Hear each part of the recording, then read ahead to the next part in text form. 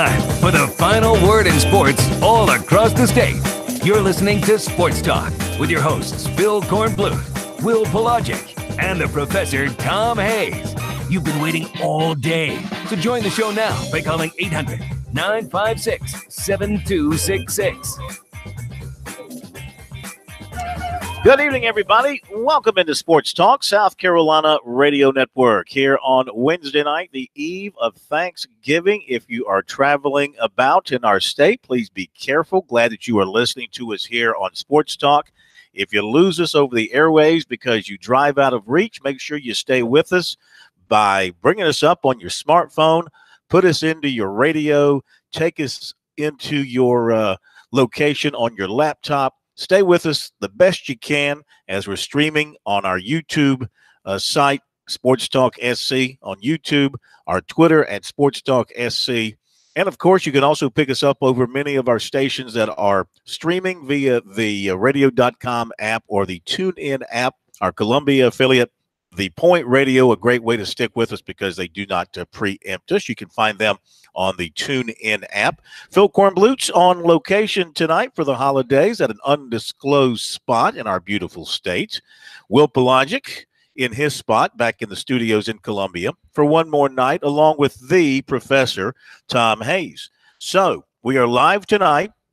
We are not live tomorrow night. Tomorrow night we present you our annual Thanksgiving special where we dive into and preview more deeply the Palmetto Bowl, and then back with you live on Friday night to get you ready for the game on Saturday night. Tonight, our first half hour here, lines will be open for your calls, 800-956-7266. Our email talkback at sportstalksc.com and on Twitter at SportsTalkSC. We'll open up those lines now so you can get through. We've got the coach and the quarterback coming up at the bottom of this hour, the M&M boys at the top of the second hour, and we'll have more from Will Muschamp and Dabo Sweeney. This is also an SC Wild night tonight at 7:30. We'll have the captain, Billy Downer, in the studio with Will for that. So that is our lineup tonight. So we get closer to game day. Both teams working out again today. In fact, Dabo Sweeney meeting with the media right about now to put the wraps on his week of practice. And I think that, guys, from what I've been hearing, I was on the radio in Florence this morning for 4 hours with the bad boy and with Bob Schuster and with George Rogers and with Ken Ard. We took a bunch of calls. And I tell you, some of the Gamecock people out there are starting to believe that they can do some good things in this game and make it a competitive deal on Saturday night. What are they drinking? That's what I want to know. Are they drinking yet? Is that what it is? They're drinking the corn Kool-Aid is what they're drinking. Oh, come on, corn. Come on. Now, Will, seriously, now, Will, you've seen the Gamecocks a lot this year. I have. You have got to say. That's part of the reason why. Why are you cranking on them? So they are not a bad football team. I know. They beat your beloved Missouri Tigers. They put 37 points on the board. They shut down the great Drew Lock. They are not my beloved Missouri Tigers, and they needed multiple acts of God to beat the Missouri Tigers. So let's get that out of the way. Number two, I just don't believe that they are on any level that is close to where Clemson is. This is not about South Carolina. It's what about South Carolina does not have, which is a healthy secondary, and what Clemson does have, a healthy rest of the team. And that's the thing that I think it continues to be the point that I have to continue to hammer home here is that Clemson is playing defense at an insurmountable rate, and Clemson's offense has enough weapons that they could lose any number of offensive players and still be head and shoulders ahead of the Gamecocks. I'm thinking what the fans are thinking is this. You don't want your team giving the game away. South Carolina, for whatever reason, they played Clemson. I'm not going to talk about the first game because, you had a freshman quarterback in there. But the second game, inordinate fumbles, throw right to a defensive back for a touchdown. Even if you get beat, you want to get beat clean. You don't want that crap happening where you hand the game over. And I think that's what the fans are looking for. Listen, the South Carolina team is as well equipped as any that has played against Clemson. However, as we've continued to at least hammer home and say over the course of the last couple of days, Clemson has continued incrementally to go further and further up the scale. This is probably the best Clemson team that's played Will Muschamp in his time here too. And it's not that South Carolina has not improved. It's just Clemson has improved, in my mind, Corn, over a more steady and a more improved rate. That's all. All right, 800-956-7266. Our poll question of the day for the Palmetto Bowl is that who between Jake Bentley and Trevor Lawrence will throw for the most yards? Now, you might automatically say, well, Trevor Lawrence, because, that's not the answer. Who he is. That's not the answer. The answer is Jake Bentley. Because I don't think I was going to say. I don't think Jake Bentley could be in a situation where he's got to throw it a lot. Exactly. I think, again, the way that question is asked would make you aroused by the fact that pick Trevor Lawrence. Number one, I don't know if Trevor Lawrence is going to be in the whole game. Aroused? Not like erotic and aroused. Yeah, I know. I'm just saying. I don't think Trevor Lawrence is going to play the whole game, number one. I think Jake Bentley will play the whole game. And I think, as you mentioned, Corn, Jake Bentley will probably be asked to throw a lot more than Trevor will. Yeah, quite possibly. I mean, if South Carolina wants to come out and play a tempo and throw some quick passes and try and get the ball in the hands of their playmakers on the outside, and they think they can't run the ball, then that's what they will do. Now, if you're Clemson, you look at South Carolina's defensive situation, and first thing you think of is attack those safeties, because they've had a lot of turnover back there, and you got some guys playing in an inexperienced way in some roles. You've got a great receiving core. Of course, you can run the ball extremely well too, but maybe you want to come out and try and light the Gamecocks up early, and if you can put them away quickly and quietly, do so. Well, see, I like boxing now and then. I think before you hit a guy with a haymaker, you soften him up.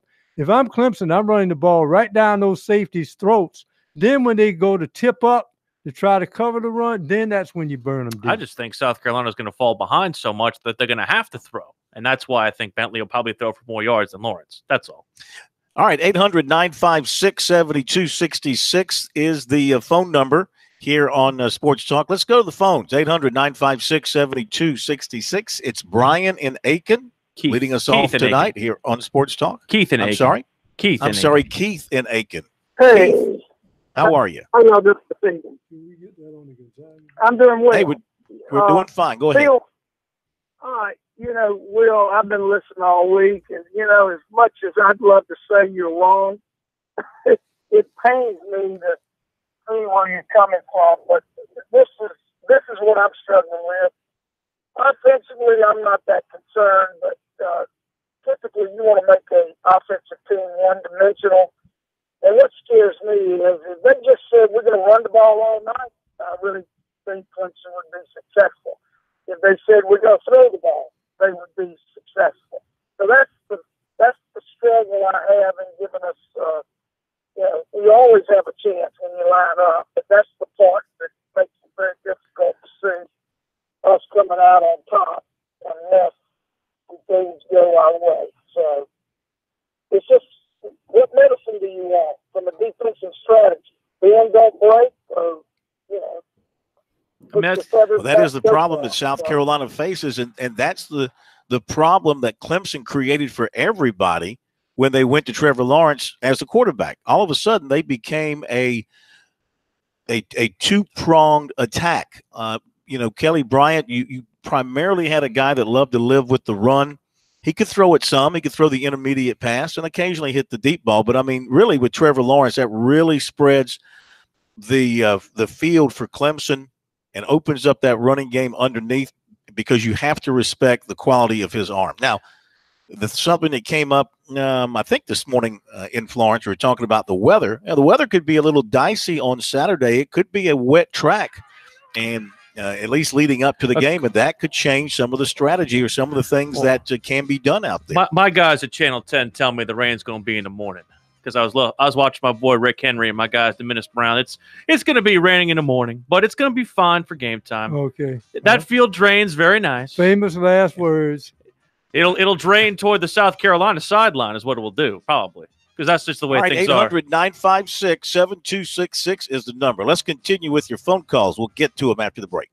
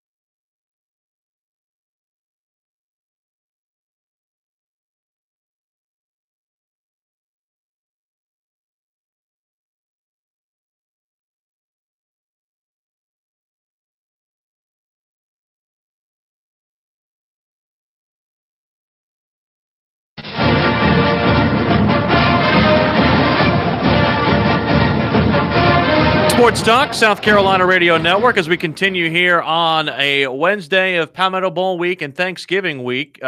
Mostly a football day, but we do have a couple of basketball items that we are following, including Corn. Do you see what's going on with Duke? I do. Down The Dukies are getting puked on by Gonzaga. 63-53 right now. They're still early in the second half, about 14 minutes to go, so still plenty of time. You but can smell a run, though, can't you? Duke's going to make a run. And speaking of hoops, Corn, the Gamecocks appear to have solidified their 2019 basketball recruiting class. Well, not only appeared, they have. They signed another player today, 6'7", Trey Anderson, who's out of San Diego, but he goes to school in Connecticut. More details on him in recruiting. But looking at his numbers from his high school career, he's at a school, I guess it's a private school in Connecticut, and he's playing for their elite postgraduate team. Don't want to call it a prep school because it's also a high school situation. But at his high school in San Diego, man, he put up some really good numbers. And so we'll talk about him. Trey Anderson, 6'7". That's the third signee, and that fills the scholarships available for next year for South Carolina, barring any departures after the season. That's why I said it appears. That's why I said it appears, just because we always have to factor in the potential transfer or departure situation. That rearview mirror. Thank you. Thank you for that clarification. The poll question tonight was who will throw for the most yards, Jake Bentley or Trevor Lawrence? And among our voters today, 675 have registered their thoughts, and the majority are saying it will be Trevor Lawrence, 64% to 36% for Jake Bentley. People are just reading that question wrong. Just reading it wrong. Well, I mean, they're voting with emotion. Well, you think Trevor's going to go out there and light it up. Yes. Out of what? Yeah. I think South Carolina will need to throw more than Trevor Lawrence was. It's not going to mean anything on the scoreboard in my mind. I just think that because of the way the game should flow, I think that Clemson will not throw it as much as Carolina. That's it. Let's go to Glenn in North Charleston next up here on Sports Talk. Hello, Glenn. I think Will's been taking too much OxyContin, but I'll forgive him. And I wish him a happy Thanksgiving. You too, bud. And also a Merry Christmas. The reason why I'm saying you better hope special teams don't fall asleep. Brian Edwards is a good punt returner. He's a good wide receiver. He snatched the ball out of the hands of a defender and ran back for a touchdown. And with one hand, they blocked the field goal, for Pete's sake, with Chattanooga. They haven't done that all season. You do realize that Clemson took a punt back against Boston College. Well, that was Clemson. They ain't played nobody in strength and scheduling. First thing you got to do is make them punt. I like to see you got to make them punt first there, Glenn. I like to see who we played. We played a stronger schedule. Not only that, defense has been thinned out by injury, but they're coming back. And if we got a way to get to Trevor Lawrence and get him out of his rhythm, that'll be the key. And there's ways to doing that. But I have faith that the coach will come up, because not only that, he's a defensive coach. But again, don't fall asleep. Debo Samuel could see holes down the field, and especially the team can fall asleep. We can go in the end zone like nothing. Glenn, give us a prediction. What's your final prediction from Glenn in North Charleston? Here you go. Final prediction. Glenn, what do you got? I would believe it's going to be up to Debo to open up the run. No, numbers. I need numbers. Give me a score. He wants a score. Okay. It'll be 27 Carolina, 20 Clemson. There you go. Glenn is calling for the upset. I think the first one, maybe the second one all week to call for the Gamecock upset. Thank you, Glenn. Guard, and I've seen overconfidence. I love overconfidence. Number one, the enemy has dissension in rank. And number two, they make mistakes. And they will be made. Thank you, Glenn. Appreciate your phone call. I'm just saying, man, this is something that, again, that's more off emotion. And the whole strength of schedule bit, it's a fallacy. Clemson's played teams that are in the college football ranking top 25 and beaten them. beating them to a pulp. So don't even come with me at the strength of schedule BS. Why is Pittsburgh in the top 25? Well, to satisfy Clemson when they play them. Thank you. I know. It's stupid. Let's go to Billy in Surfside Beach. Billy, welcome to Sports Talk tonight. How are you? Hey, I'm actually at the farm in Hartsville, Phil, and I enjoyed talking to you today with Ken and all them fellas right there. Me and Ken argue like two children when it comes to the Gamecocks and Clemson. But anyway, I just thoroughly enjoyed you today. But the previous callers called a lot of overconfidence or controlled substance. I'm gonna call the score, and I'll just tell you there's just no way in hell that they're going to stop ETN. I'll go as far as Lynn J. Dixon will be in probably midway in the third quarter, so he's the next star running back at Clemson. But I'm with Will here, guys. 56-55-13. Clemson's going to beat them to a pulse because, I mean, they were talking about Shi Smith playing corner, guys, against Florida. You really think T. Higgins, Justin Ross, DeAndre Overton, I mean, I'm just going Travion Thompson. I mean, it goes on and on. You don't have to name them all, Billy. We know. You got deep roster at wide receiver. We nine. They got 9 wide receivers. And for the love of God, they're not going to be able to establish a run. Bentley, I still hold firm, fellas. Bentley will not see the end zone against Clemson's first string, and he will leave South Carolina. Whether I don't think he's good enough to go play in the NFL. As far as the underclassmen, do I think he can play in the NFL? I'll be a realist. I think he can. But he will not score against the first string at Clemson. He might be the scout team. Chase Price will be in midway in the third quarter. It'll be a rough 300 yards, just roughly. Trevor will throw for 340, 350. Like I said, 55, I'll just give a number here. 55-13. South Carolina might score a garbage touchdown. I would will. But anyway, Phil, I'll reiterate, I enjoyed you today, man. I liked everything that went on today. Y'all put on a good show with Bad Boy and Ken and all you fellas and Bob. And y'all have a happy Thanksgiving, and I'll probably call Monday. I get off of work in time, and just basically back up what I just said. Blowout win for the Tigers, getting ready for the ACC championship and the championship run, fellas. Well, I'm glad you came by. We really appreciate it. Good luck with your son and his development as a football player. Good-looking boy. And, we were at the Rivals in Florence, a house divided, and that is some unbelievable store. It's a big store. If you're looking for Clemson or South Carolina gear, my goodness.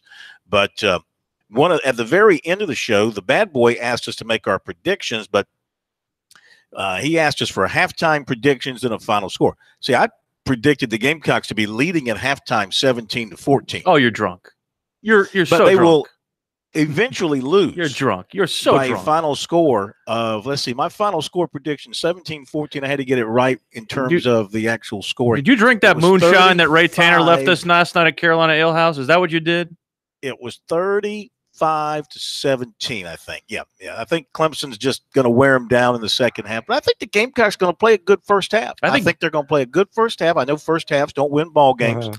But I think if you're South Carolina, considering recent history, you want to go out, have a good first half, be competitive, and then see where the chips fall in the second half. The competitiveness comes from your mental state of mind, because there's no way in reason to think that Syracuse could have stayed on the field with Clemson, but somebody forgot to tell them. Clemson was without its quarterback. No, not from the beginning now. Not from the beginning. He didn't play very well in the first half. Not from the beginning. But he didn't play very much. When did he get knocked out? He got knocked out right at halftime. Right, just for halftime. But that whole half, but let's face it, Syracuse wide receivers were bailing their quarterback out because they were making some whales of some catches. I just want to know how many touchdowns Ben Batson's going to throw for on Saturday. That's what I want to know. I can't wait till Monday night when Gamecock fans just swarm your ass. I mean, just come at you from every angle. Nah, man, they're let you have it. They're gonna be still sore for all that butt beating they're getting.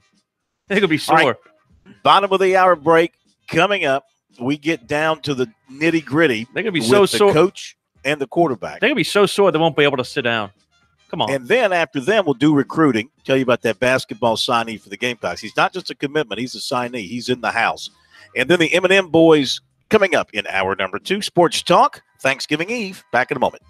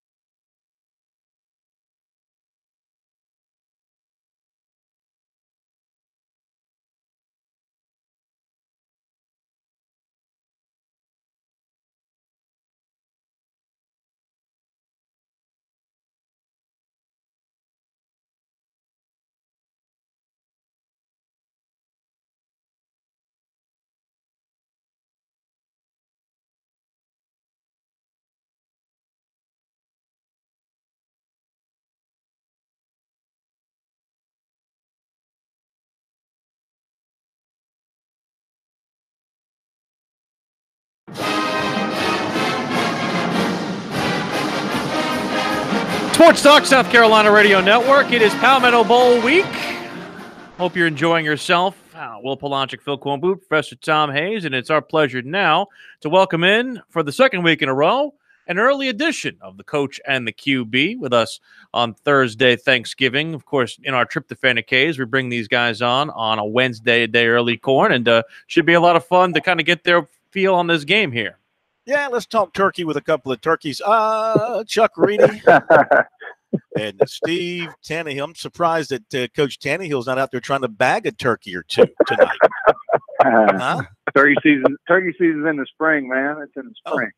I'm sorry. You should know that, Corn. We got SC Wild coming up, and I could have learned a lesson from Captain Downer. He's probably very disappointed. He's listening. He's like, I told you that. All right. Thank you so much for being with us. Happy Thanksgiving to both of you guys and to your families. Hope you have a great one. And Chuck, nobody's giving South Carolina a chance in this thing. I'm giving them a chance to be competitive, maybe into the second half and make it somewhat entertaining in some ways. I just think the offense is better and can go and do some things unlike the last 2 years. Now, I mean, I know you're going to tell me I'm totally wrong.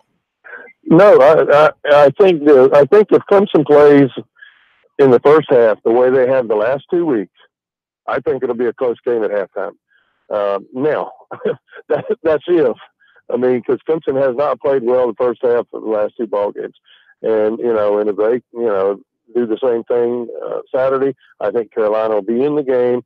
But in the second half, just the depth factor, will wear South Carolina down, and Clemson will end up winning by, 3 or 4 touchdowns. Well, I mean, that's what I'm thinking. I mean, I even said today in Florence on the radio, I'm thinking, and I'm just I want to see a good ball game. I'm tired. We've had 120 minutes of nothing the last 2 years, and I want to see something decent. So I'm saying, maybe South Carolina might lead by a field goal at halftime, Steve, and then Clemson wears them down in the second half. Here's the thing. We haven't played good in these big games. This is a big game, obviously, playing the number 2 ranked team in the country at their place. And, really, there's not a lot on the line. I mean, I guess for Clemson there is, because they got to keep winning to get in the Final Four. For us, it's just a better bowl game. But, when we went up there, when I was a player and we went up there, we felt like we were going to win when we walked on the field. I'm not sure that our guys believed that they were going to win. But I think we have a chance. We're going to need to play our best game, and we're going to have Clemson make mistakes. But, the atmosphere will be crazy for a night game, and it brings back a lot of good memories from up there for sure. Listen, guys, I'll start Chuck. Chuck, I know you're trying to sit here and give the Carolina fans a little bit of hope and a little bit of almost maybe like some Christmas cheer in a way to try to give them some sympathy. But you have to understand and know, and you do, but where South Carolina is weakest and most battered right now is where they can't afford to be against this Clemson offense. No, there's a tremendous mismatch between the Clemson receivers and the Carolina secondary. And, and now what I said a minute ago, if Clemson plays like they have the last 2 weeks, I have a feeling Clemson's going to come out and play their A game from the start. And if they do that, then I don't think it'll be close at halftime. I mean, I think, I'm afraid it'll be Phil's, worst nightmare, in that we'll have another 60 minutes of no fun and no close ball game. Well, psychologically, when you look at this game the last couple of years, and for me, I don't even pretend to look at that first game when Jake Bentley was a freshman. But it seems to me that if you're a fan of either team, you want a clean game. Not only was Clemson the superior team last year, but South Carolina was handing them turnovers. Some of them were forced, but a lot were unforced. And I think if any fan wants to see a good game, first of all, both teams have to play a clean game, which South Carolina has not done. No, I agree. And if both teams were to play their best, it would be, it'll be a good game. Clemson's still going to win by, probably 3 or 4 touchdowns. I mean, that's just the way it is. The talent level is such that that's where it is. And, as was mentioned, I mean, the mismatch in the secondary, they're going to have an opportunity to make a number of big plays down the field. Now, Lawrence, wasn't as sharp last week as he has been, but I would expect, like I said, to see them play really good Saturday night. Visiting with the coach and the quarterback, Steve Tannehill. So, Steve, as a freshman, you went up to Clemson into Death Valley, and y'all shocked the Tigers to get to a bowl game. Later won South Carolina's first bowl game. So you're in Jake Bentley's shoes now. You're going back up there for a second time. You're facing him for a third time in your career, and you've done nothing against them. Your offense has done nothing against them. What do you say? What do you do? How do you make something happen offensively? Well, you got to have some positive things happen early. I think that's the key. If we can get the ground game going, or maybe hit some passes and let our receivers make some plays like they have in the last few weeks. But it's got to be some positive things early. We can't, throw a pick and turn the ball over. You got to have confidence, and you got to play with some confidence. And to get that confidence, you have to play good early in the game and hang around. I said, I guess to the paper today or yesterday, the Boston College coach had it right. Hang around and give yourself a chance in the fourth quarter. And I think that's, kind of what, I would like to see Carolina do is give themselves a chance. Now, talent-wise, Clemson's better. I mean, look at their defensive line. You got 4 potential first-round picks. I think that's the key to the game for me is Carolina's got to stop ATN and limit his big plays. And then on offense side, we've got to control somehow, whether it be quick passes or screens, somehow slow down their front four because they're so good. Steve, can Carolina keep this game close without scoring a non-offensive touchdown, be it scoring on defense against Clemson or special teams? I mean, I think they can. But, again, we're going to have to play mistake-free football, and we're going to have to get some breaks on the Clemson side of things. A few early 3-and-outs or, a couple of mistakes. Clemson hasn't been real good in the punt return game. Maybe they fumble a punt. I mean, it's got to – again, I agree 100% with Coach Reed. The talent level is not the same, and they have better talent. But the most talented team doesn't always win. You still got to go out there and play, but we're going to have some things go South Carolina's way to have a chance. And again, the line's 27, so that tells you what the people in Vegas think of the game. And they're usually right, but sometimes they're wrong. Real quick, Chuck, if you're Brian McClendon, what are you doing with your offensive game plan? Knowing the Gamecock offense from afar as you do, but what are you trying to do with this game plan? Well, I think Steve hit the nail on the head. I mean, they've got to, you've got to have some screens. You've got to throw some quick stuff, and but also you've got to take some shots down the field. I mean, Edwards and Samuel and those guys. I mean, they've made some plays, and if Clemson has a weakness on defense, it's their secondary, and so they've got to give Bentley time. And give him an opportunity to take some shots down the field. And they've got to be, you've got to run the ball. I don't care if they get 0 yards every time they run it. They better run it enough times to keep those guys up front from just laying their ears back and coming after him. Because if they get into a situation where they're just having to throw the ball all the time, it'll get ugly. So, no, I don't think they'll be able to run the ball a lot on them, but they've at least got to try and call some runs and, make those guys at least play the run. And, and that's, I think that's what you can do. But, Clemson, they're good up front, and their linebackers are I think they're underrated. I mean, they're very good, and they can run. I mean, they're fast. I mean, so you're not going to do, jet sweep them and all that kind of stuff, I don't think. All right, hang on. Hang on. We'll come right back to you. Let you wrap up in just a moment.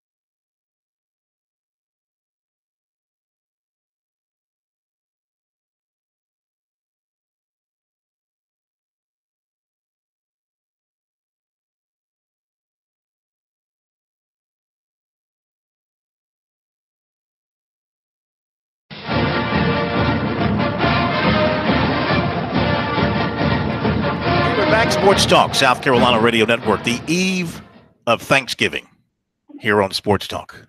That's right. The turkeys are on edge all over the world tonight. And let's wrap it up with the coach and the quarterback here before we let them go. Chuck, I wanted you to be able to finish what you were saying about play calling for South Carolina and what they might be able to do. Well, my point being, I don't think, going sideways isn't very good. They've got to try to go north and south and just run the ball right at Clemson, and and just like I said, make those guys play the run. I mean, if they get 2 yards, 3 yards, whatever, but at least don't give up on the run.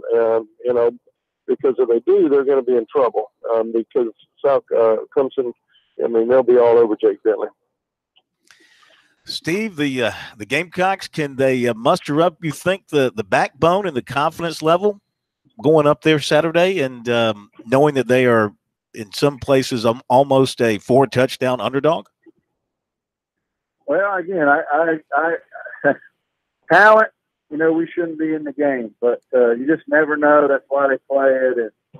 And if we can gain some confidence early, whether it be on offense or defense or special teams, I just really think something good has to happen early for us to have a chance. Clemson has the power on both sides to make it not a game, but I really hope it's a good football game, and maybe we pull up the upset. You going up there? No, I'm not going to go. I don't want to break my streak of games I go in. We win. So That's a bit. Come on now. Nah, I don't have the opportunity. I'm going to be in the woods. Far away from everything. I understand. Well, you enjoy and make sure you know what you're shooting at. Make sure you know your target. I learned that from the captain, right? He'll be proud of me saying that. Chuck, we will be at your place a week from tomorrow night, my friend. Looking forward to being at the Comeback Shack. All right. Sounds great. We're excited about having you. We'll talk about that later, but that sounds great. And Steve, I tell you what we're going to do. We're not going to do our show with you from group therapy. We're going to go to your deer stand and do it from up in your deer house. So whatever. Corn, you'll fall out. Good. I was just in Missouri last week deer hunting, so you could have rode all the way out there. Where were you in Missouri, Steve? I was in Edina, Missouri, Edina. I know exactly where that is. And I shot a 10-point, weighs about 245 pounds. Interesting. Wow, that's going to carry you through the winter, my man. Grizzly Adams, Yeah, you're just Grizzly Adams. That's what you are. It's northern Missouri. It was a little bit bigger than the deer we have here in South Carolina. All right, guys. Happy Thanksgiving. Thank you for being a part of Sports Talk, and we'll talk to you next week. That is them. Yeah. By the way, Fantastic. did want to at least update Corn. Dabo Sweeney saying Hunter Renfrow practiced today from his comments he made earlier. It looks like he's going to play through that concussion. Well, we protocol. told you early in the week he was good. Oh, yeah, actually, 2 excellent sources telling us that he was fine. He cleared any kind of protocol. But stupid was people never in protocol. He had cleared all concussion concerns. People were saying on our Twitter earlier this week, oh, well, Dabo said that we're still evaluating him. I'm like, yeah, whatever. That's vague. He was weirdly vague. It's what misleading. Yeah. It was gay. He's not telling the truth. Why would he tell the truth? It's game week. Yeah, but I mean, what's the sense of not being truthful about a situation where the guy's healthy? I mean, it's not like you're going to spring him on anybody. Everybody knows who Hunter Renfrow is and what he can do. South Carolina's preparing for Hunter Renfrow. I've learned to never trust coaches when they talk about injured players. It's just the way it works, especially in college. Well, that's all right, let me get to the recruiting. Can I do the recruiting? You can. Let's get to the recruiting because I got last night's as well because we didn't go into it in detail. But we'll begin with today in South Carolina's basketball signee. Name is Trey Anderson, 6'7", a native of San Diego, goes to the Woodstock Academy in Connecticut. Gamecock assistant Chuck Martin first scouted him earlier in the season or earlier in the year, and then last week, while the team was up in Connecticut for that tournament, Frank Martin broke away and went and watched him work out, liked what he saw, and offered him. Now, the coach there at the school, Tony Bergeron's a longtime friend of Martin and really tipped him off when Anderson started blowing up and getting strong interest from Georgia Tech and Minnesota in particular. And he said, Frank, you need to come up and look at this guy. He did. He liked him. He offered him. He got him. They came in for an official visit. The kid and his parents came in on Monday and left today, but not before he signed his letter of intent with South Carolina. 6'7" shooting guard, coach says, makes shots, is very athletic. He says he shoots the heck out of the three. Last year, according to Max Preps, he averaged 17 and 7, 46% from the floor, 35 from three, and 81% from the line. And for his career at Mater Dei in San Diego, not the more famous one up the coast, he averaged 16.4 points and 6.6 rebounds per game. So Frank Martin closes out his recruiting for now. Now to football. 2020 quarterback DJ Ugalele of Bellflower, California, coming back to Clemson Saturday. He is the top-ranked player in the 2020 class, visiting Clemson for the second time. He was in last summer, was scheduled to be back in November, earlier November, but he missed his flight by just a few minutes, and so he has rescheduled it for this Saturday. And he does plan to make it. He's got a plan in place to make sure he gets on the plane after his playoff game, and he gets there. His dad is coming in with him on that visit. He has been to Auburn. He was there to go. Auburn is strong with him right now, plus Oregon. He's also hearing from Alabama and Washington. His stats this year, according to Max Preps, 3,251 yards, 47 touchdowns, and 5 interceptions. Clemson recently offered 2020 linebacker Philip Webb out of Buford, Georgia, 6'4", 210, and he's very interested in Clemson. He said they will be part of his recruiting process. Cincinnati, Auburn, Boston College, Appalachian State, some of his other offers. Athlete Xavier Leggett of Mullins, offered by Tulane. USC target defensive lineman Jaquez Sorrells going to visit Penn State officially December 7th. Center Clay Webb of Oxford, Alabama, told Rivals he's going to make his decision December 10th. He's down to Clemson, Alabama, Auburn, Georgia. Not taking any officials. He's visited all the schools unofficially. He returns to Alabama Saturday. Hammond coach Eric Kimry said 2020 defensive lineman Alex Huntley will not go to the game Saturday since Clemson has not offered. Kid doesn't feel like he needs to waste their time and vice versa, so he's not going. He feels USC and Georgia lead right now for Huntley. He also believes his defensive end in the 2020 class, Jordan Birch, plans to visit Clemson on Saturday, and he feels Clemson, USC, and Georgia are the top ones for him at this point. USC and the recruiting of Shiloh Sanders continues to go extremely well. Shiloh Sanders, the son of Deion Sanders out of Cedar Hill, Texas, and he tells us he loves South Carolina. And so the Gamecocks are recruiting him pretty hard right now. Travaris Robinson, Will Muschamp are in touch. Tennessee has become a major player, and he will set up an official with the Vols. He's got an official with Colorado State set for December 14th. He's also looking at Michigan State and Florida State for possible visits.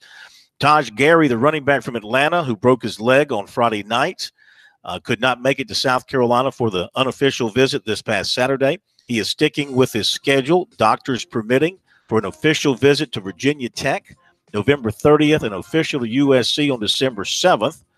And he's also talking to Mississippi State, UCF, and Kentucky about visits. Cornerback Colin Duncan has taken unofficials to USC and Mississippi State. Those are his top two right now. He talks with recruiter Pat Washington from USC pretty regularly, and he's also heard from Travaris Robinson. He plans to be an early signee. And the Dutch Fork wide receiver Jalen Hyatt picked up an offer from Michigan, so that was very exciting for him. He does plan to be at the game on Saturday. Had planned to be at Clemson last Saturday, had to scratch those plans. Plans to be up there this Saturday. He also has offers from Virginia Tech, Virginia, Indiana, and Duke. Clemson and USC are showing interest. There you go with recruiting. Top of the hour break. We've got two coming up. Not the M&Ms, but a couple who'll be with us.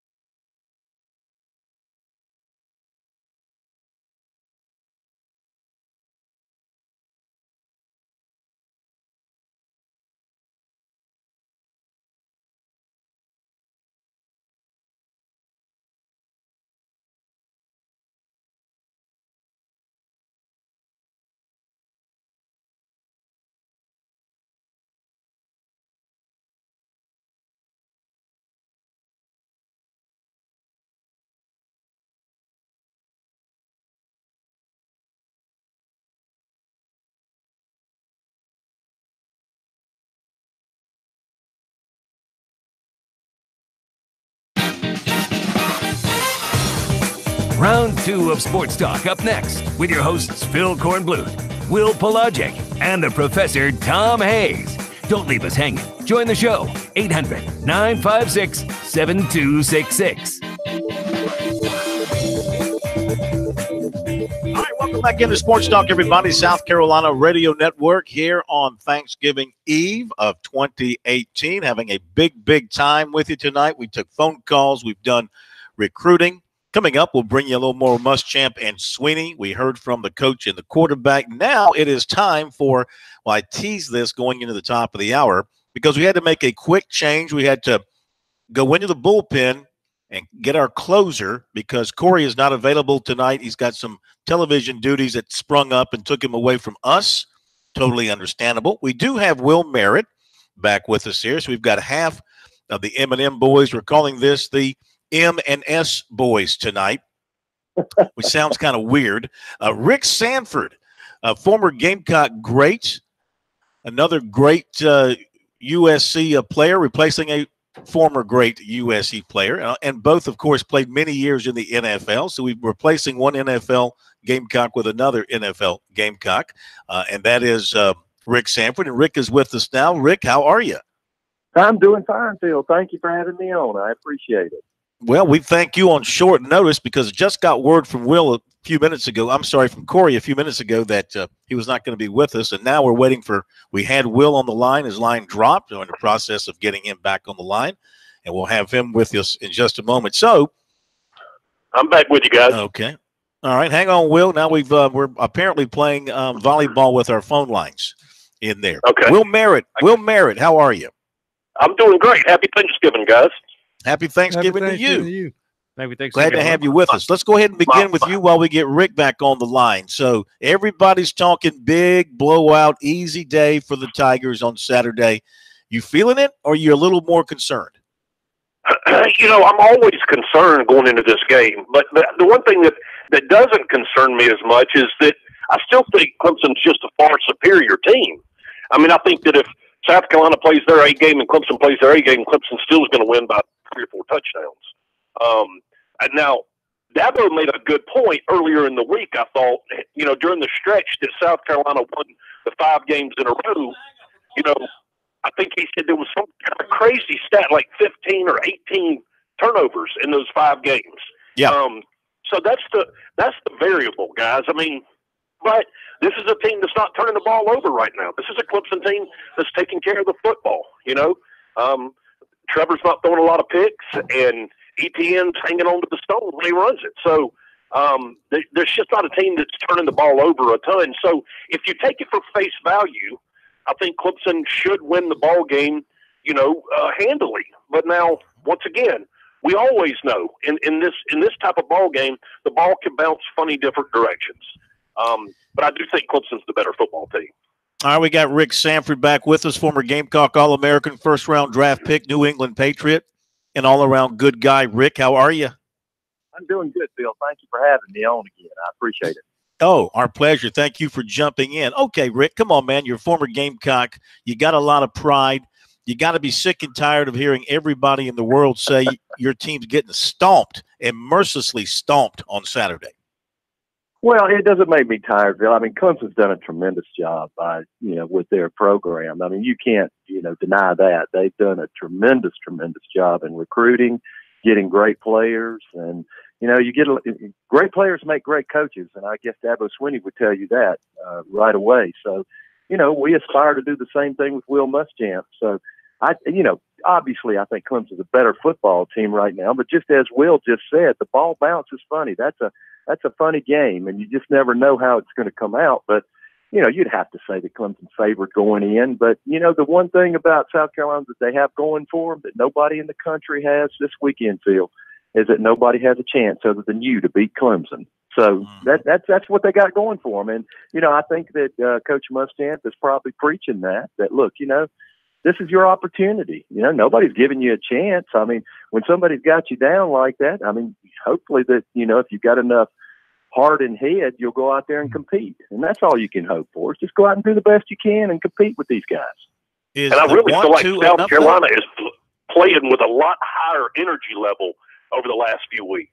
I feel like they're playing with a much more aggressive nature. So you're not going to get the South Carolina team that you got in week 5 or 6 when they were struggling so bad. I do think they're playing harder. Now, the results haven't been what you wanted, but they're giving a lot of effort. Every time you cut the TV on and watch them play, they're flying around the field. So Muschamp at least has them playing with an extremely high energy level. Go ahead, Corn.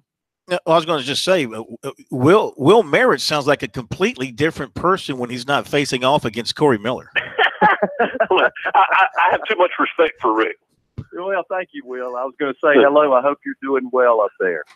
Yes, sir. We're doing fantastic. Thank you. Phil, I think this is a game that, if you're Will Muschamp, that's what you preach to your players. You just tell them, look, I mean, we're going to go and compete. And it's you can't, Will will tell you this, you can't measure a guy's heart nor his head.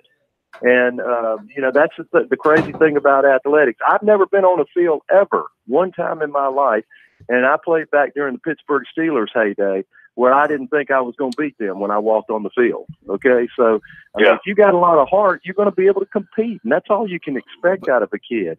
Now, one thing I thought that Duke did a great job last week with Clemson in the first half, and I thought that what they did was basically that David Cutcliffe, and I've got great respect for him after watching that. I mean, he took a bunch of 2- and 3-star guys and really, took it to Clemson for a little while. I mean, they don't have the kind of talent that Clemson has. Not a whole lot of teams in the country do. So I admired what they did, and maybe Coach Muschamp can pick and choose something out of some of those things that Duke did to him. I know. I think South Carolina's going to have to pick their poison though on from the defensive side of the ball, because I feel like that what you have in Clemson right now is you have an extremely balanced offense. So that's what you saw in the Duke game in the second half. They tried to make Clemson one-dimensional, and they could just beat them both directions. They could beat them with the run, or they could beat them, with Trevor slinging the ball all over the field to those wide receivers. So South Carolina's going to have to pick their poison about what approach they're going to take to try to emulate some of what Duke did by keeping Clemson guessing in the first half. I know that this usually is going a lot more civilly than this goes because of one particular party, but I will say this, and I will bring a lack of civility to this program. I think the only thing that gives South Carolina a chance, much like what Rick said, is the fact that they'll be located in the same zip code and a Pickens County zip code. Other than that, I think that's where the chances end. Just because, again, Will, you have to love with me. I know you're trying to be polite because it's South Carolina week, but the mismatch when it comes to what Clemson can do well and what South Carolina is not capable of on defense, it just screams to me Clemson blowout. Well, and that is the logical approach to this game right now. That is thinking with your head and not with your heart. Because if you look at it on paper, if you look at the way ETN is running the football, if you look at how the offensive line is playing, if you look at the amount of wide receivers that we can have mismatches against South Carolina's secondary, then thinking with your head says this is a 3 to 4 touchdown win for Clemson. But once again, on this show, we like to think with our heart. And so, a lot of times when you think with your heart, you're going to give your team much more of a fighting chance than you normally would. Will, if I'm Coach Sweeney, I not only want to beat South Carolina, but I want to, looking at, because you got bigger fish to fry, I want to see Trevor Lawrence get off to a hot start. Because once he gets in the postseason, they can't have those lulls. So do you see him trying to get him? Right. You see him trying to get him heated up early in this football game to see if he can go off to a clean, quick start? I think it's all going to be about the short, quick throws to start the game. High percentage throws, get into that rhythm, get the ball into your playmakers' hands, get it in the wide receivers' hands in open space, and not necessarily try to bomb it downfield and I thought that's what they did against Duke, is they just really tried to stretch the field early on, and they were just missing on some things. And you got to give Duke credit. I mean, they played their guts out, and Coach Cutcliffe and that staff, that's a heck of a staff that they have there. And I know Duke is not the type of name that you would typically say year in and year out is going to be a juggernaut, but they're a much better Duke team than when I played. I can promise you that. We'll be back.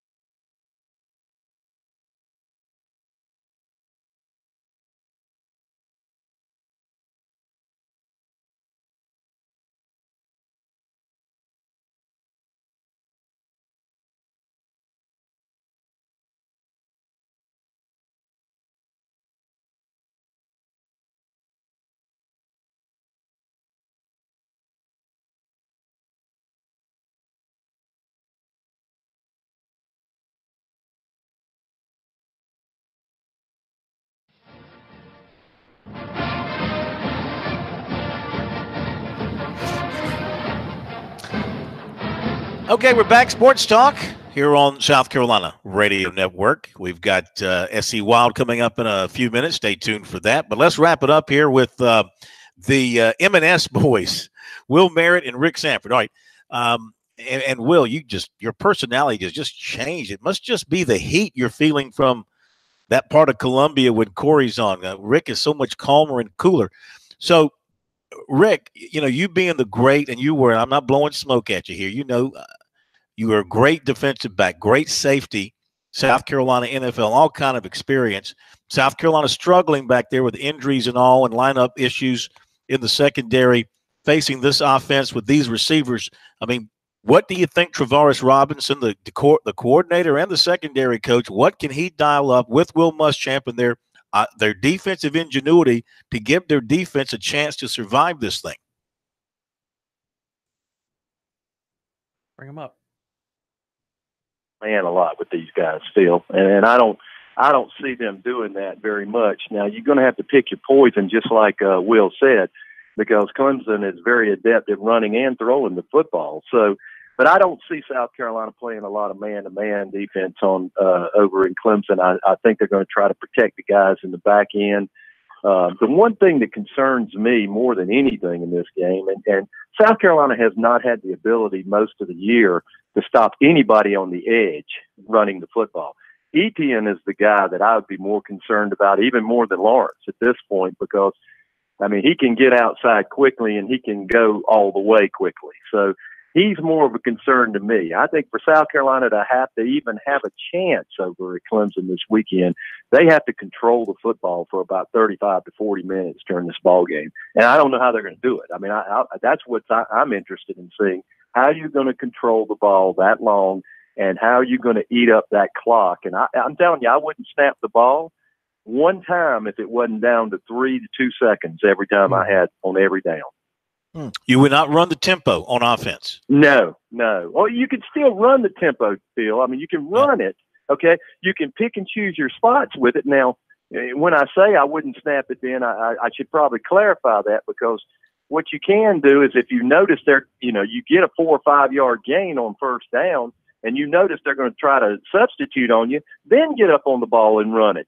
So what you want to do is try to create confusion over on their sideline with Brent Venables and trying to get players on and off the field. Hey, they're an outstanding football team. I mean, they didn't get where they are. When you've won 52 games as a group, I mean that's almost ridiculous, almost unheard of. So they're outstanding. But it's like Will said. I don't expect South Carolina to win. I'll be quite honest over there. But I do think if they can minimize the mistakes that they've made, I do think they can make a game out of this. I mean, you're talking about a tremendous football team they're going up against, and one of the top 2 teams in the country.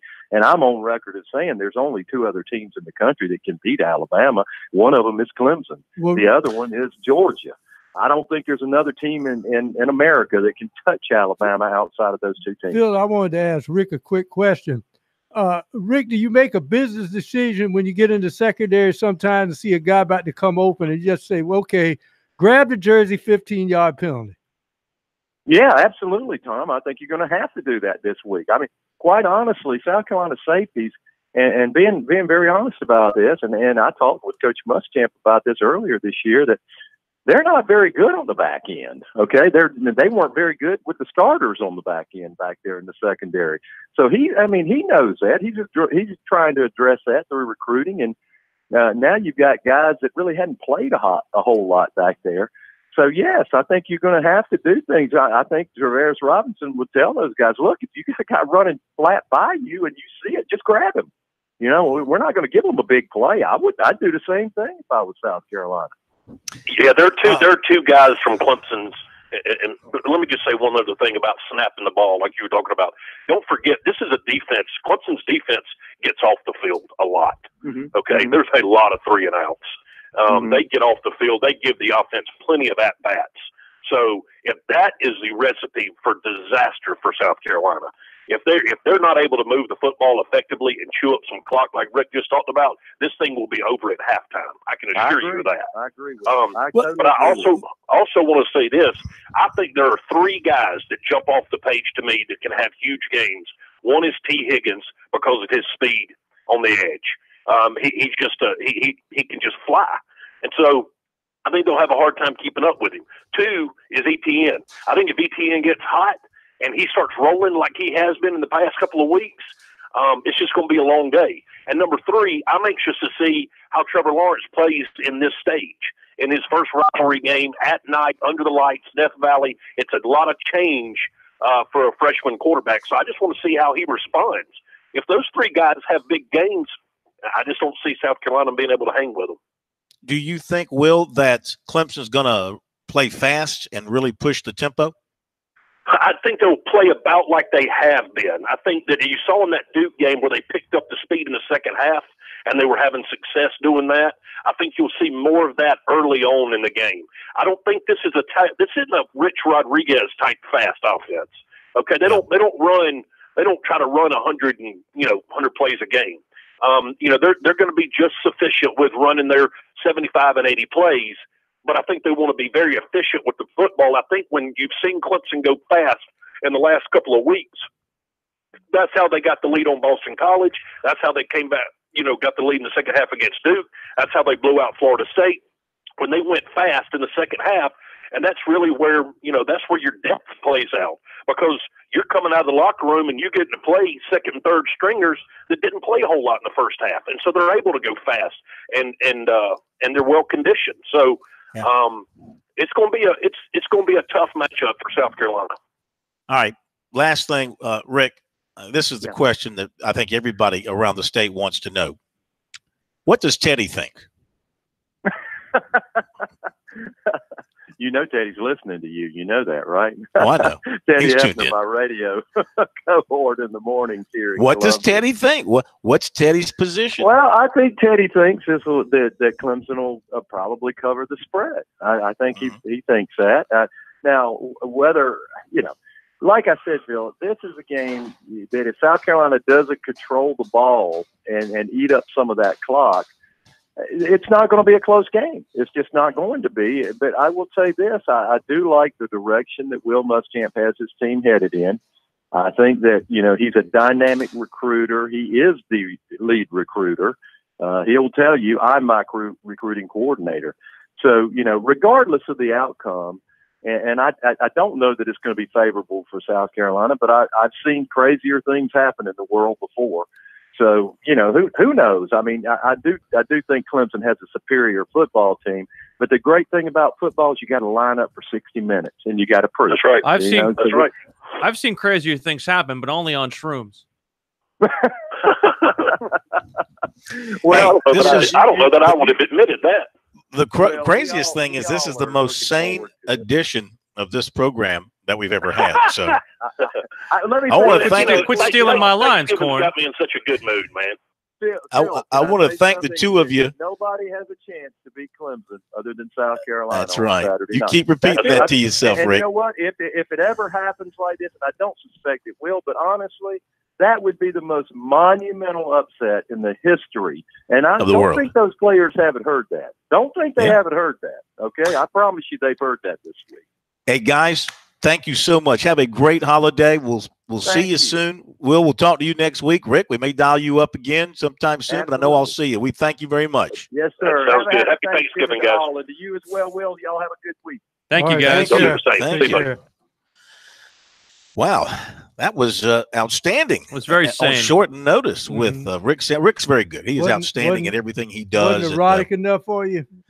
It was exotic, erotic, and it. What's the word that Will likes to always use? Aroused. Yeah, he's aroused. Yeah, but one of the questions we haven't asked, and I think what's good for a team is desperation. Yeah. If there is an upset, does Clemson still go to the Final Four? I'm going to leave you. I'm going to leave you for SC Wild. I want to wish everybody a happy Thanksgiving. Don't forget the recorded show tomorrow night, live on Friday. Will have a happy Thanksgiving. Same to you, Pro. You as well. All right, and we'll reconnect on Friday. I turn it back over to you guys in Columbia. SC Wild comes your way next with the captain, Billy Diner, and a special guest of his own as well as we continue on Sports Talk.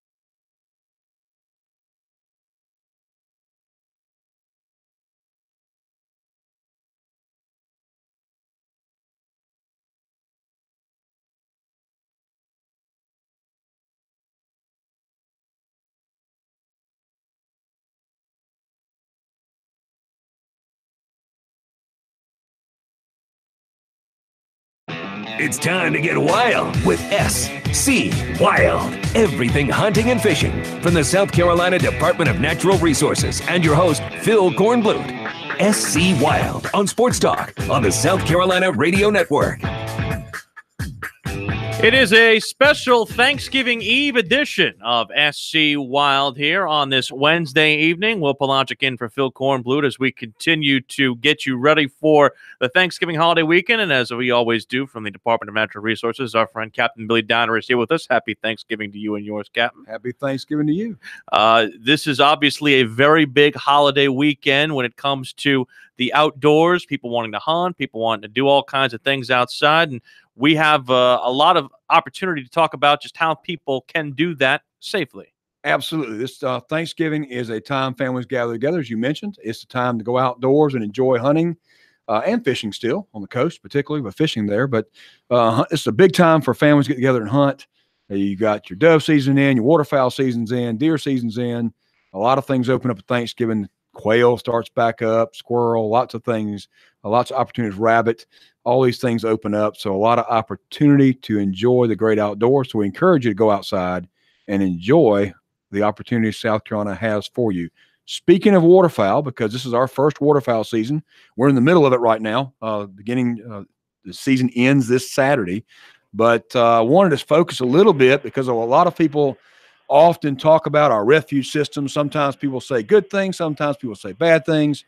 But our refuge system has been traditionally a big part of waterfowl management across the United States, and especially here in South Carolina, particularly around the Lake Marion area where I'm from. The Santee National Wildlife Refuge has been a huge part of waterfowl hunting as far as holding ducks and giving folks an opportunity to see waterfowl on our lake system. So I invited Marcy Kapsch to come with us tonight. She is the she's the manager for Santee National Wildlife Refuge, has been there for a little while now. And she's going to talk to us a little question answer, ask her a little bit about the refuge and kind of inform folks what the refuge system's like now. And they've been doing a lot of improvements in the last few years. I want to talk about those and highlight that for a minute. So Marcy, welcome to the show. Thank you so much for having me, and happy Thanksgiving to y'all. Happy Thanksgiving to you, Marcy. Thank you so much for being with us. Marcy, how long have you been the manager now at Santee? Yeah, so it's actually, I've been there since July of 2015, so just a few months before the big 1,000-year flood hit. Perfect. I'm sure that was a challenge. Exactly.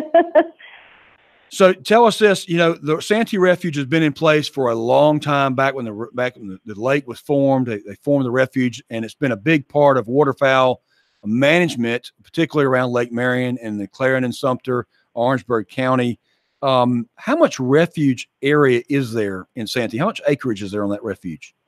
Okay, yeah, so Santee National Wildlife Refuge, it's spread across 4 different units on the north side of Lake Marion, and all together it's about 15,000 acres. And of that 15,000 acres, we have lake habitat, of course, we have bottomland hardwood, wetland impoundments, we have fields like worm seeds and grass fields, we have longleaf fields, we've got mixed pine hardwood. So we're a super diverse refuge as far as the different habitats that we're able to provide for a suite of different wildlife species. What kind of crowds are you guys expecting over the course of the next couple of days, Marcy? Well, it'll be interesting. So we're closed tomorrow, but then actually Friday and through the weekend, just because we're located so close to 95, we'll pick up a lot of traffic going north or south off the 95 corridor. And then, of course, we're gearing up for waterfowl season. We're still a little bit light now. We're starting to put water on, but give it a few weeks and the temperature's dipping a little bit more, and there's plenty of observation areas for people to come and to be able to see all the waterfowl, whether it be on Caney Bay or from our observation tower. As a matter of fact, I actually saw we had 5 sandhill cranes out on the bluff earlier today, which was pretty cool. That is cool. How about have the geese showed up yet? Traditional? They have. We planted, instead of just doing a straight winter wheat this year, we planted a blend. So it had clover and pea and rye along with the wheat. And they've been starting to come in. We had about 175 sitting out there last week. And then when we tend to have the geese sit out there, the cranes start to come in. shortly after that. And then, of course, we're starting to put water on our units now. And so we're starting to pick up a few ducks here and there, and then, give it that next cold snap, and we'll probably be holding. I know a lot of the private impoundments around us are already starting to pick up quite a number. Absolutely. We're going to talk a little bit more about ducks and the type of ducks you see in just a minute, but I want to give you an opportunity. I know you have personally been overseeing a lot of improvements at the refuge. You've brought in kind of a fresh outlook and renewed energy to the refuge. So I want to salute you there. Tell us a little bit about what have y'all been doing at the refuge work-wise with our waterfowl impoundments. Okay, yeah. So one of the first things when I got to the refuge was to look around and realize that because of the diversity we had, we were able to sort of keep waterfowl impoundments as waterfowl impoundments and have no net loss of habitat for our migratory songbirds. And so a lot of what we did first and foremost was cleared dikes and areas where, 15-foot cottonwood trees had grown up. So we cleared all of that, and that was the first step. The second step was we realized, and I realized really quickly when I got there in July of 15, that the lake can drop really fast, and then it can get a lot of water really fast. So we realized that the location of where the pump is on the bluff is not ideal. So I went after some deferred maintenance money that's through the Refuge Regional Office, and then coupled that with a NACA grant. And so we're getting ready to embark on a $1.1 million project in January of this year, of 2019, to not only move our current water pump to a deeper area off of Lake Marion so we have water when we need it, or we can give water back to Lake Marion when we don't need it, and to also improve some of our actual habitat so we can have finite water control. Good. That's good stuff. So we're super excited about that because right after we get back from Christmas, that'll be taking place. Well, and duck hunters know this, that the refuge is traditionally planted for wintering waterfowl, but if you can't put water on it, your ducks can't get to the food sometimes. And right. And that was the first thing I witnessed. I witnessed a drought cycle going into a complete flooding situation. It was like, wow, okay, we have to have a pump in a place where it can handle these different extremes. Yeah, it's interesting just given the fact that we've had so much rain here in the state. It's kind of that fluctuation. And is it rare to have to pump it out in that way? Just because it seems, again, like normally we would be dealing with something that is more of a shortfall versus having to pump it in. Right. So the refuge is unique in that instance because in a lot of areas, especially on the bluff, it's a peninsula. So we're completely surrounded by water. So our wetland units are a lot harder to get water off. So we really have to put in effort to give that water back to the lake, especially if we have a wet spring like we did this past spring. It's really hard to get your farming equipment to stand up in those impoundments, if you can't get the water off. And the lake is it's our worst nightmare. I mean, when the lake is up, our impoundments are up. When the lake drops, we drop. So we are very aware of what the lake is doing at all times. Sure. And I know over the last 15 years, the refuge has worked a little bit on, even before you got there, working on improving the dike structure so that you could put water where you needed to, and put enough water where you need to. I'm sure you've continued to work with that. One of the things, too, a lot of folks have a misconception that the refuge doesn't plant for waterfowl anymore. I want to give you the opportunity to talk about that. We went through a period back in the 80s where the refuges got cut down in money and things got really tight, and they started doing more soil management. People heard about that. There's always been this belief that the ducks left the refuge and went to some private ponds and then never came back. Tell us about what you're doing to plant for waterfowl now so people understand the amount of work you're doing there. Okay, so just for a little historical background, just the 3 years that I've been here. When I first arrived, I think our first year total, so that would have been the winter of 15-16, we had total about 15,000 birds, which, that's what I was told to expect. And then the next year, so we did some of the habitat improvement we've been talking about. We did some other things. And the next year we saw about 25,000. And then this last year, last winter, we had about 35,000 ducks all over the refuge. So some of the stuff that we've been doing to encourage that and to try to re-imprint these birds on this area is, like you said, we have had massive budget cuts. So back in the 80s and the 70s, the refuge was chock full with budgets, and they had lots of people, and now we have 4 of us to do. And we will get back to Marcy with more of that when we come back on SC Wild.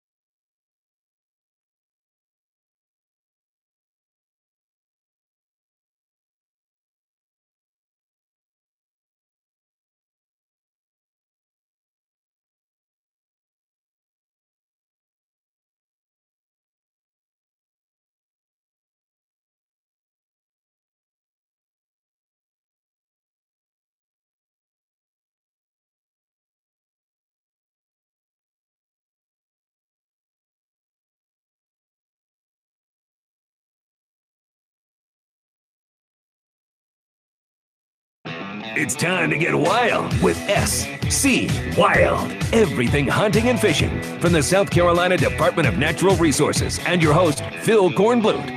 SC Wild on Sports Talk on the South Carolina Radio Network. We're back on SC Wild, a part of Sports Talk and South Carolina Radio Network. Will Pelagia, Captain Billy Donner, and we're joined again by Marcy Capsh, the manager of the Santee National Wildlife Refuge. And Captain Billy, she was telling us a very alluring numbers when it comes to the waterfowl. She was, and we went to break. I'm sorry, Marcy, you were giving us a kind of a breakdown of how we built up.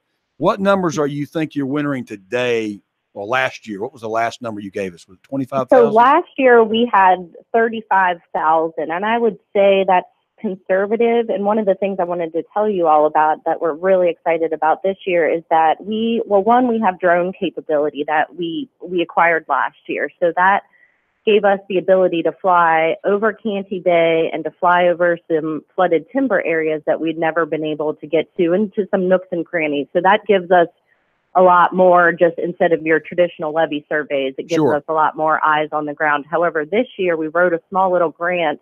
In addition to having the drone, we got an infrared attachment to the drone.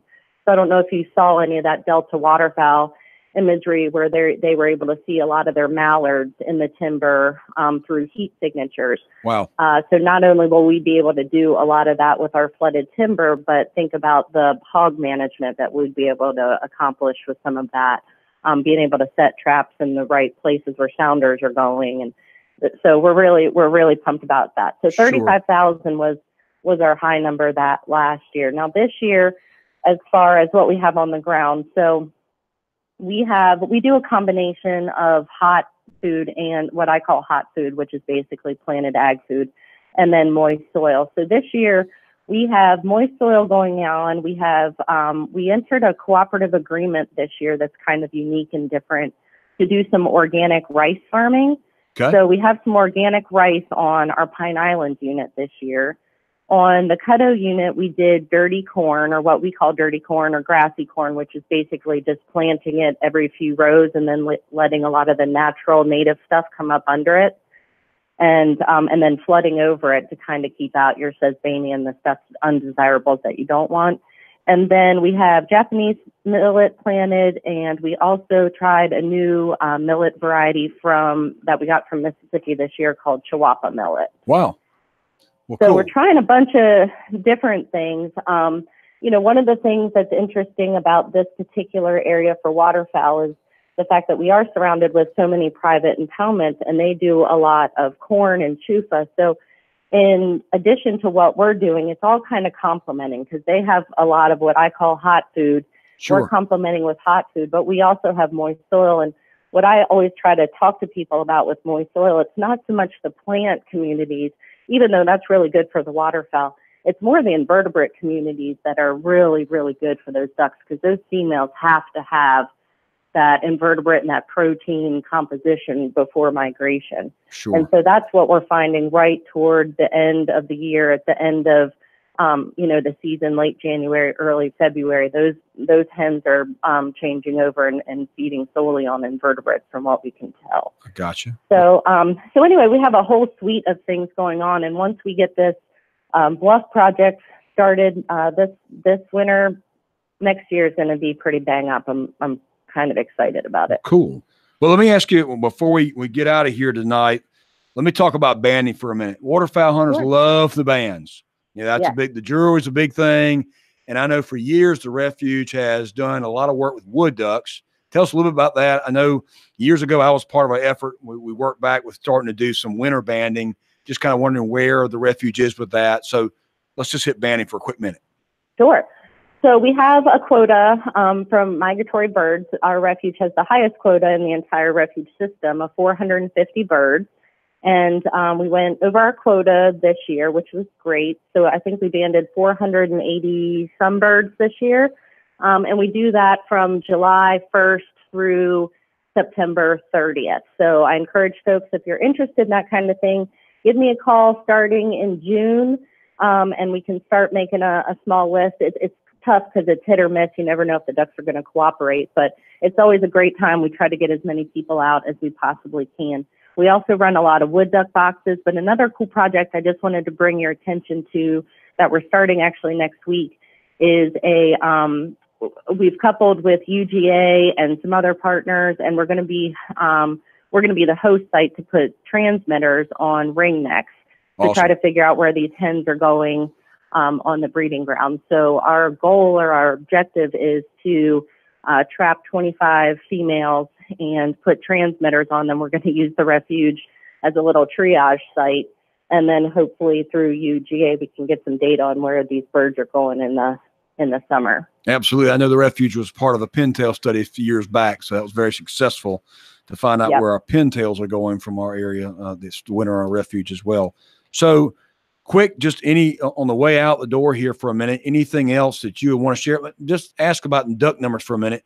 When you talk about 35,000 ducks, what's the majority? What's the biggest species? So I would say ringnecks are the stronghold for the area. Right now, I'd say of those 35 last year, probably 12,000 were ringnecks. And then it would be gadwall as a close second, and then wood ducks. And then we're picking up a lot more teal lately, green wings. Cool. Awesome. So we're starting to, we have pretty good diversity, but the teal numbers last year were pretty interesting. And again, I'm super pumped just about the drone capability, and to have that infrared this year. It's going to be fun just to we're trying to play around with different, because the object isn't to try to flush the bird. So we're trying to, I was going to ask you that. Come up with different flush initiation. With the drone, does it flush the birds like a plane does? I used to fly a waterfowl flight. It doesn't do it like a traditional levee survey, like me driving down with my big white truck. Right. The ringnecks are really interesting. They kind of sit up, they move a little bit, and they sit back down. But a lot of the birds aren't completely flushing off of Caney Bay. They'll pick up for a second and sit right back down. So it's a really interesting tool to have. Well, cool. Well, Marcy, thanks for spending time with us tonight. Happy Thanksgiving to you and your family. And again, thank you so appreciate much. your And time. if anybody has any questions about, what the refuge is doing as far as, what we are doing for ducks, what we aren't doing for ducks, all of those things, I love to talk about this stuff. So please pick up the phone, call my office, we'll schedule a time to sit down and talk. And what's the refuge number one more time before we go out? It is 803-478-2217. Marcy, thank you very much. Appreciate it. Happy Thanksgiving. Thanks. Same to you guys. That's Marcy Capps from the Santee National Wildlife Refuge in Clarendon County. We have about a minute left, Captain Billy. So any final thoughts here on our waterfowl season that's closing and one that's about to open? Well, right now, just give you a quick category one. Harvest reports are in for the week. Bear Allen East took the number one spot with an average of 5.1 ducks per hunter. The 0.1 always gets corn laughing, but the top duck in the bag was blue-winged teal with green-winged teal and gabwall at a distant second and third. Kind of going on. Marcy said gabwall numbers have been up. We've seen a lot more gabwall, and it's reflecting in the bag as well as teal. Early season, particularly, teal are a little bit more popular this time of year. The Cape, the other unit was open last week, had 3.3 ducks per hunter. Pintails were the number one duck in the bag with gabwall in a close second. The reason he laughs is because ladder math does not go into decimals. No, so 0.3 and 0.1 don't. Foreign. What's 0.1 duck look like? I'm not sure. Exactly. But as we know, the season will close Saturday, first one. Yep. Back one will reopen again on December 8th through the 27th of January. And as we get you ready for the weekend, any final thoughts, final tips for folks who are heading out this weekend? As you head out, remember this. If you're going to hunt over Thanksgiving holiday, particularly deer hunt, use a flashlight, wear hunter orange when walking to and from your stand, and low light. Be safe, be seen. Have a great Thanksgiving. You do the same, and the best to you and yours. You got a score for the game Saturday?